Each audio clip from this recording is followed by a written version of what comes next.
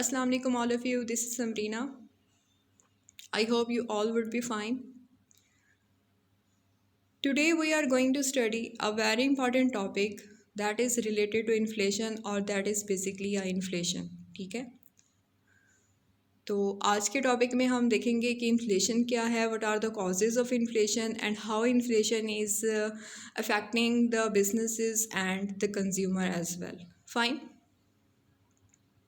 आपने इन्फ्लेशन को बहुत ज़्यादा देखा होगा, मींस डिफरेंट थ्योरीज़ में that inflation when increase this happen.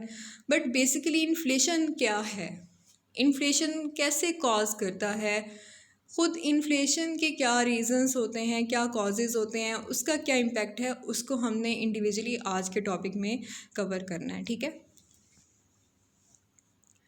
अब इन्फ्लेशन की अगर बात करें तो ये क्यों इम्पॉर्टेंट है, बिकॉज़ ये इकोनॉमी का वो इकोनॉमिक फैक्टर है जो ज़्यादा से ज़्यादा लोगों को इफ़ेक्ट करता है, चाहे वो मींस रिच सेक्शन के पर्सनस हों, चाहे वो पुअर सेक्शन की हम बात करें. अगर हम पुअर सेक्शन की बात करें तो ऑलरेडी उनकी डिस्पोजेबल इनकम जो है वो बहुत कम होती है. ठीक है, जैसे आपको पता है. तो इन्फ्लेशन की वजह से क्या होता है, उनकी डिस्पोजेबल इनकम में और ज़्यादा कमी आ जाती है, जिसकी वजह से उनकी परचेसिंग पावर कम हो जाती है. और अगर हम रिच सेक्शन की बात करें तो उनको कैसे ये इफ़ेक्ट कर सकता है, लाइक अगर वो कॉस्ट ऑफ प्रोडक्शन है, ठीक है, उसमें इजाफा हो जाता है. महंगाई है ना, इन्फ्लेशन है क्या, महंगाई. तो वो जो कॉस्ट ऑफ प्रोडक्शन पहले यूज़ कर रहे थे, अब क्या हो गया कि प्राइसेस जो हैं वो बढ़ चुके हैं. तो जाहिर सी बात है, वो ज़्यादा कॉस्ट पे उनको वो प्रोडक्शन अचीव करनी पड़ रही है. तो बेसिकली क्या होगा कि उनको भी लॉस ही होगा. ठीक है. So this is the main और इम्पॉर्टेंट इकोनॉमिक फैक्टर जिसे गवर्नमेंट क्या करती है, क्लोजली मॉनिटर करती है ताकि वो इक्विलिब्रियम लेवल पे रहे. मींस कि हम प्राइसेस का बहुत कम होना डिफ्लेशन होता है. ठीक है. इन्फ्लेशन के ऑपोजिट क्या होता है, डिफ्लेशन.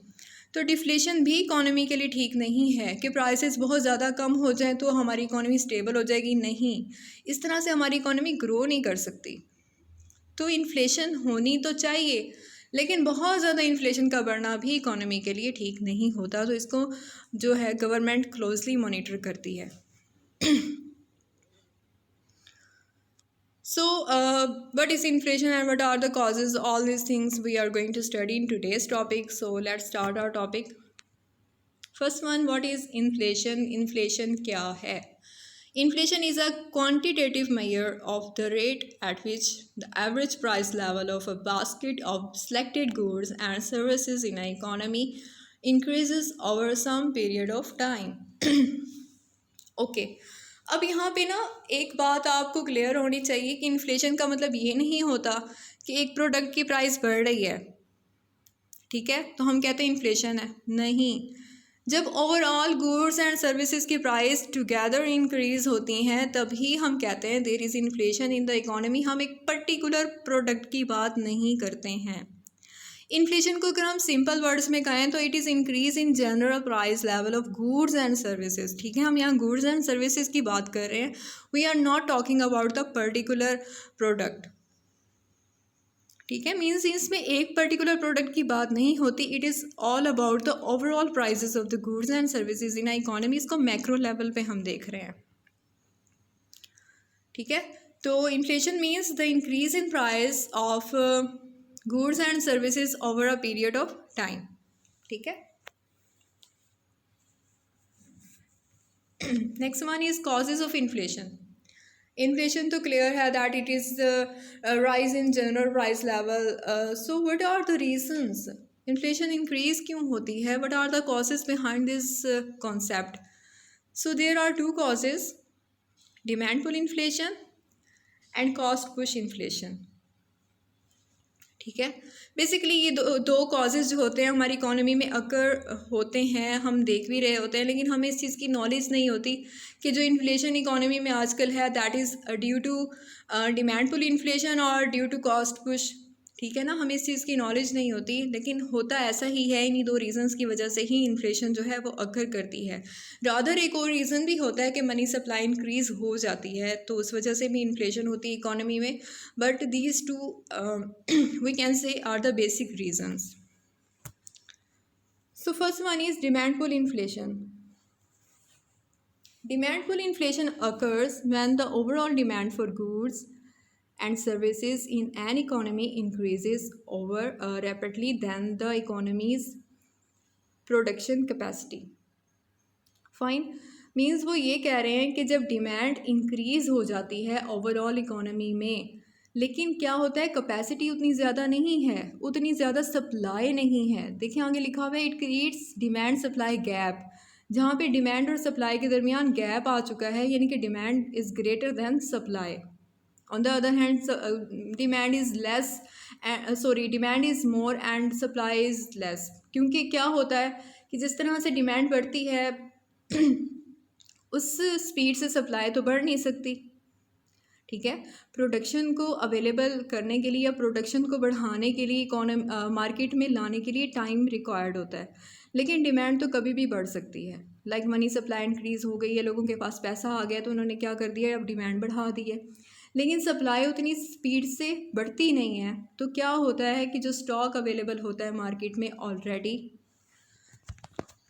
तो उसकी क्या होती है, प्राइसेस बढ़ जाती हैं. अब यहाँ पे ये आप बात को देखिए ज़रा कि प्राइसेस बढ़ कैसे रही हैं.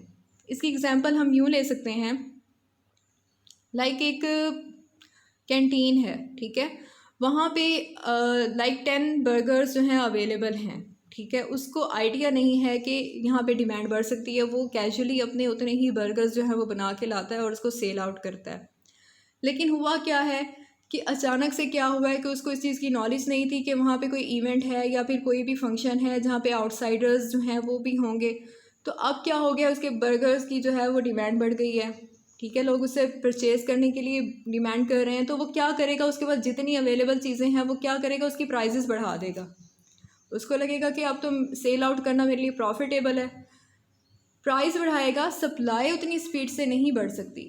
ठीक है, तो इसी तरह से अब ये तो एक छोटी सी एग्जांपल थी बर्गर की, like it's like a small example, जो कैजुअली हम देखते हैं कि लोग किस तरह से प्राइस बढ़ा देते हैं. लेकिन अगर हम प्रोडक्शन की बात करें, फर्म्स की बात करें, तो वो बहुत टाइम टेकिंग प्रोसेस होता है. ऐसा ही है ना, उन्होंने लेबर को हायर करना है, प्रोडक्शन को इंक्रीज़ करना है, मार्केट में लेके आना है, पैकिंग वगैरह सारा बहुत ज़्यादा ये लॉन्ग प्रोसेस होता है. तो उस सप्लाई को बढ़ने के लिए टाइम चाहिए, लेकिन डिमांड तो इंक्रीज़ हो चुकी है. अब डिमांड इंक्रीज़ है तो स्टॉक जितना भी है उसकी प्राइसेस बढ़ेंगी बढ़ेंगी. तो this is called demand pull inflation.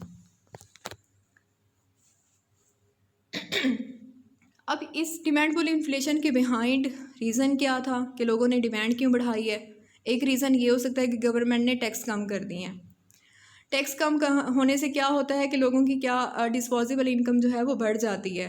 वो टैक्स अब नहीं दे रहे तो उनके पास पैसा अब ज़्यादा है. वो जो चीज़ें पहले डिज़ायर कर रहे थे परचेज़ करने की, तो अब वो परचेज़ करने परचेज़ करने के लिए उसकी डिमांड को बढ़ाएंगे. ये रीज़न हो सकता है. या सेकंड रीज़न ये हो सकता है कि रेट ऑफ इंटरेस्ट कम हो चुका है. तो मीन्स चाहे कोई भी रीज़न हो, लोगों के पास क्या हो गया, क्रेडिट आ गया, उनके पास अब पैसा ज़्यादा आ चुका है, इनकम लेवल उनका बढ़ गया है, तो अब वो डिमांड कर रहे हैं. ठीक है, तो इस तरह से जो डिमांड बढ़ती है, this is called demand pull inflation. Okay, this is all about the explanation of demand pull inflation, जो मैंने आपको मीन्स एक्सप्लेन किया है अभी सारा. It has been written. Now the cost push inflation. Cost की वजह से डिमांड कैसे बढ़ती है. कोई भी फर्म जो है कोई भी प्रोडक्शन जब कर रही होती है तो तीन मीन्स चीज़ें रिक्वायर्ड होती हैं. Raw material, labour cost and real estate cost. ठीक है, इनमें से किसी भी चीज़ की जब प्राइसेस बढ़ती हैं तो इट मीन्स के फर्म जो है वो अब उसको ज़्यादा कॉस्ट पे करनी पड़ रही है. Like cost push inflation is a result of increase in prices of production process. Production को मीन्स के प्रोडक्शन के प्रोसेस में जब कॉस्ट बढ़ जाती है तो फर्म क्या करती है, वो अपने प्रोडक्ट्स पे उसको इम्पोज कर देती है. ठीक है, तो किसी भी कॉस्ट के बढ़ने की वजह से अब प्रोडक्ट की प्राइसेस बढ़ जाती हैं, ठीक है। तो मींस कि उसने भी तो कहीं ना कहीं से गेन करना ही है। तो डायरेक्टली और इनडायरेक्टली जो कॉस्ट ऑफ प्रोडक्शन में इजाफा हुआ है वो जो प्रोडक्ट्स मार्केट में अवेलेबल करेगी उसकी प्राइसेस में इजाफा हो जाएगा। तो this is called cost push inflation. Okay, next one is effect of inflation on consumer. Consumer पे क्या इफेक्ट होता है इन्फ्लेशन है? वैसे तो अंडरस्टूड सी बात है कि कंज्यूमर की परचेसिंग पावर में कमी आ जाती है। अगर हम अपनी एग्जांपल लें, लाइक मेरे पास 10,000 है, तो अब inflation is there in the economy, तो मैं उतनी चीज़ें अब परचेज़ नहीं कर सकती जितनी मैं पहले परचेज़ कर सकती थी। तो कंज्यूमर पे ये तो एक बेसिक इफेक्ट होता ही होता है। आगे हम देख लेते हैं, the price money losses its value and people lost confidence in money as value of saving is reduced। ठीक है, मीन्स के प्रीवियसली जो लोग पहले अपना सेविंग लेवल उनका था, अब वो सेविंग कम कर चुके हैं, उन कंजप्शन लेवल उनका बढ़ चुका है, ठीक है। Next one, inflation can get out control, prices increases lead to higher wage demand as people try to maintain their living standard. वो अपनी वेज को भी डिमांड करेंगे कि अब हमारी वेज रेट भी ज़्यादा होनी चाहिए, क्योंकि प्राइसेस बढ़ चुकी हैं, तो वो वेज रेट की भी डिमांड करेंगे। कंज्यूमर ऑन फिक्स इनकम, जिनकी फ़िक्स इनकम होती है, लाइक पेंशन्स की बात की गई है, वैसे और भी बहुत से होते हैं एम्प्लॉयज़ जिनकी इनकम फिक्स होती हैं, loss out because of their real income fails. अब यहाँ पे रियल इनकम फेल होने का यही रीज़न है कि उनकी डिस्पॉसिबल इनकम में कमी आ जाएगी, कि जो मीन्स कि उनको हर मंथ अगर 12,000 ही मिल रहा है, उनकी इनकम बढ़ने के कोई चांसेस नहीं हैं। तो इन्फ्लेशन की वजह से उनकी इनकम पे बहुत ज़्यादा इम्पैक्ट पड़ सकता है। इन्फ्लेशन बेसिकली उस सोसाइटी को बहुत ज़्यादा इफ़ेक्ट करती है, ठीक है। Okay, effect of inflation on businesses. Basically तो हम यही सोचते हैं कि इन्फ्लेशन है, अच्छा प्राइसेस बढ़ गई हैं, तो बिजनेसमैन को तो बहुत ज़्यादा फ़ायदा होगा, वो तो बहुत ज़्यादा अर्निंग करेगा क्योंकि प्रोडक्ट्स के प्राइसेस बढ़ गए हैं। तो लेकिन इसके कुछ पॉजिटिव इफ़ेक्ट हैं तो कुछ नेगेटिव इफ़ेक्ट भी होते हैं। Industry wide prices rise enable revenue to grow. एक तो पॉजिटिव इफेक्ट यही है कि जैसे प्राइसेस बढ़ जाती हैं तो उनके रेवेन्यू में इजाफा हो जाता है, उनके प्रोडक्ट्स जो है वो महंगे बिक रहे हैं तो उनको प्रॉफिट हो रहा है, ठीक है। Growing revenue plus constant gross margin is equal to higher gross profit, तो इनकी वजह से उनका प्रॉफिट जो है वो लेवल भी बढ़ गया है। मेक्स यूजिंग डेप्ट as a source of finance cheaper in real terms, यानी उनके फाइनेंस जो उन्होंने लगाया था वो अब चीप हो चुका है, लेकिन उनको रेवेन्यू जो है वो ज़्यादा मिल रहा है। ये पॉजिटिव इफेक्ट है किसी भी बिजनेस फॉर्म पे। नेगेटिव इफेक्ट क्या हो सकता है? It cost are rising due to inflation, a business may not be able to pass them on the customer. अब वैसे तो हम कहते हैं ना कि कॉस्ट ऑफ प्रोडक्शन बढ़ जाए तो उससे क्या होता है कि फर्म जो है वो अपने प्रोडक्ट पे प्राइसेस को इम्पोज कर देती है, यानी कि प्रोडक्ट की प्राइस बढ़ा के उसको सेल आउट कर देती है। लेकिन सम टाइम ऐसा नहीं भी होता। सम टाइम क्या होता है कि प्रोडक्ट की प्राइस कॉस्ट ऑफ प्रोडक्शन अगर बढ़ गया है तो गवर्नमेंट की कुछ रिस्ट्रिक्शन होती हैं, जिसकी वजह से क्या होता है कि वो प्राइसेस उतनी ज़्यादा बढ़ा नहीं सकते। ऑन द अदर सेंस हम यूँ कह सकते हैं कि वो कॉस्ट ऑफ प्रोडक्शन उनको ज़्यादा लगानी पड़ रही है फर्म को, लेकिन वो प्रोडक्ट्स पे प्राइस जो है वो नहीं इम्पोज कर सकते, प्रोडक्ट को महंगा वो सेल नहीं कर सकते ड्यू टू सम रिस्ट्रिक्शन। एक तो रीज़न ये हो सकता है कि परफेक्ट कंपटीशन है इकोनॉमी में, ठीक है। अगर वो महंगे दामों में अपनी चीज़ों को सेल करेंगे तो कोई परचेज़ नहीं करेगा, तो इस तरह से भी जो है वो एक फर्म को मीन्स क्या कहते हैं, एक वो डेंजर नज़र आ रहा होता है कि मेरी जो सप्लाई है वो अनसोल्ड रह जाएगी, वो सेल नहीं हो सकेगी। एक रीज़न ये है, इसलिए वो प्राइसेस को नहीं बढ़ाएगा, लेकिन वो कॉस्ट ऑफ प्रोडक्शन तो ज़्यादा कर ही रहा है। तो इस तरह से क्या हो रहा है कि उसको प्रॉफिट नहीं हो रहा। Inflation can disrupt business planning and lead to lower investment. अब क्या करेगा वो, उसकी बिजनेस प्लानिंग में कमी आ जाएगी, वो अब फर्दर बिजनेस को नहीं लेके चल सकेगा, ठीक है। कॉस्ट ऑफ प्रोडक्शन तो किसी वजह से भी बढ़ सकती है, लाइक ऑयल प्राइसेस बढ़ गई हैं, कोई भी रीज़न है, तो वो फर्दर क्या करेगा, अपने बिज़नेस को कम करने का सोचेगा। तो वो जाहिर सी बात है, अगर आपने बिज़नेस साइकिल थ्योरीज अच्छे से स्टडी की हैं तो बिजनेस इन्वेस्टमेंट में जब कमी आती है तो डिप्रेशन की तरफ हम जाते हैं, जाहिर सी बात है। तो ये सारा इकोनॉमी के लिए भी एक बुरा इम्पैक्ट पड़ता है इससे। Inflation is associated with higher interest rate. अच्छा, अब यहाँ पे वो ये कह रहे हैं कि जब इन्वेस्टमेंट में कमी आएगी तो क्या होगा, इंटरेस्ट रेट बढ़ जाएगा। तो इंटरेस्ट रेट के बढ़ने से लोग सेविंग ज़्यादा करेंगे और reduces the economic growth, can lead to recession and later on it will be convert to the depression as well. Fine. तो it was all about the inflation and its effect on businesses, effect on consumer, the causes of inflation, and I hope it would be clear to all of you. Thank you so much. Allah Hafiz.